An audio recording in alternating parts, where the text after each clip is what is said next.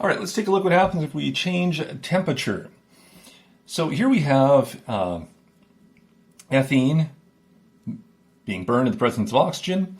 It's in equilibrium with carbon dioxide and water, and we can see, I guess I should say reacting, not necessarily burned, and we can see that we have an enthalpy change. Do you guys remember what that ultimately means? We have a negative enthalpy change. Thinking carefully, coming up with an answer, not waiting for me to say it. You guys have all thought of that. This is exothermic, which is fantastic, which means that I could rewrite this as a term in the equation and really just add this as 1,323 kilojoules released. All right, so now what happens if I go and increase the temperature? Well, if I increase the temperature, all right, this suddenly goes up. I've artificially inflated the amount of energy in this system, so I've increased the energy term on the right-hand side.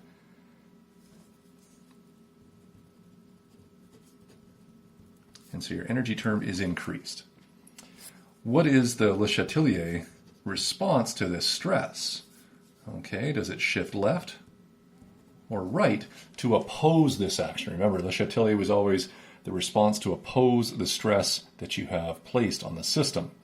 So if I have too much energy product, do I shift left or do I shift right to oppose this extra energy?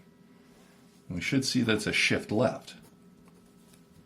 All right, that would cause a change, and I would decrease and use up some of this extra energy that has appeared, but I would also consume some of the water vapor, because that's a concentrated gas.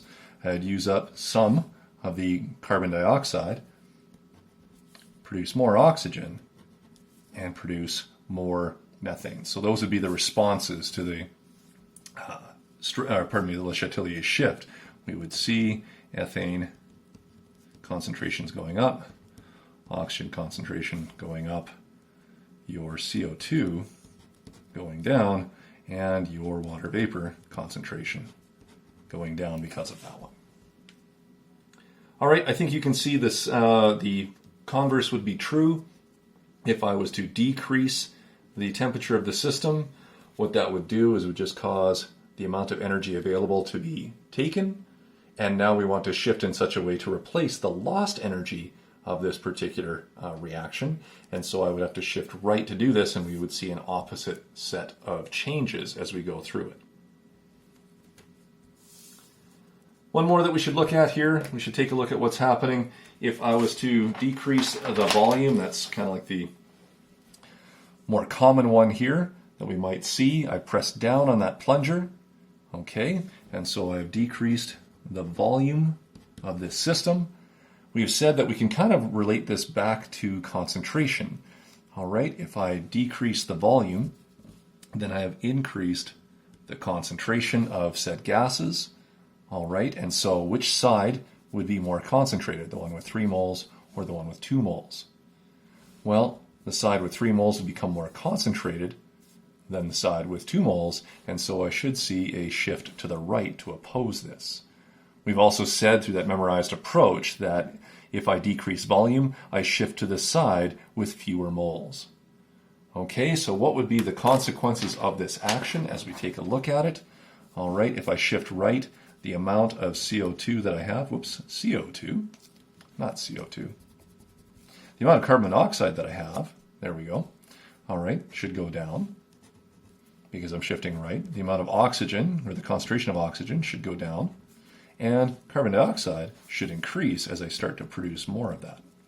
All right, this is an attempt to try and just equalize the relative concentrations to both sides. They were in balance before. Pressing down the plunger caused the disproportionate increase in concentration of the left-hand side, and therefore I shift right to try and oppose this. Okay, opposite would be true if I increase the volume.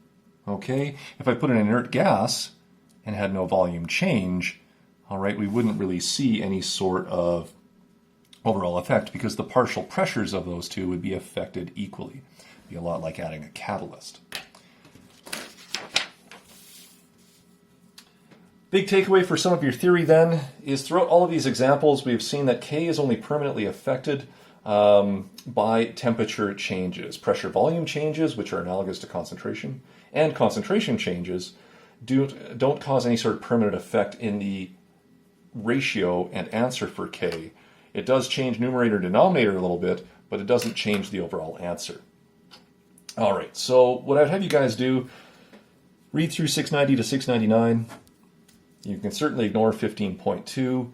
There are some good practice questions that you should do on 695 and 699. For Lab 15C, certainly try it out.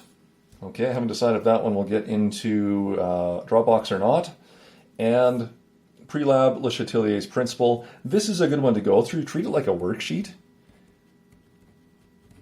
and make predictions.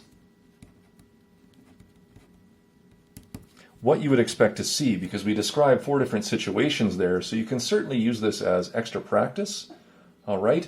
And as you're going through and doing that extra practice, you can, again, look for the imposed stress, look for the stress on the system, figure out what a Chatelier's response would be, left or right, and then determine the consequences, what you might expect to see. Color changes, precipitations, so on and so forth. That's it for Chapter 15. All right, and as we finish that off on the last page here, 704 to 709 is your review. That's got the Chapter 15 summary, 4 questions on it. A lot of these things are like your multiple choice questions and so on. There is also a summary of equilibrium that you might want to look at. It's a crash course video. All these things are on D2L.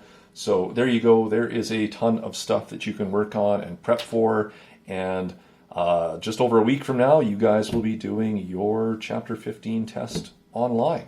Okay, good luck with all that. See you guys in the tutorial sessions, and yeah, I hope it's going well for you.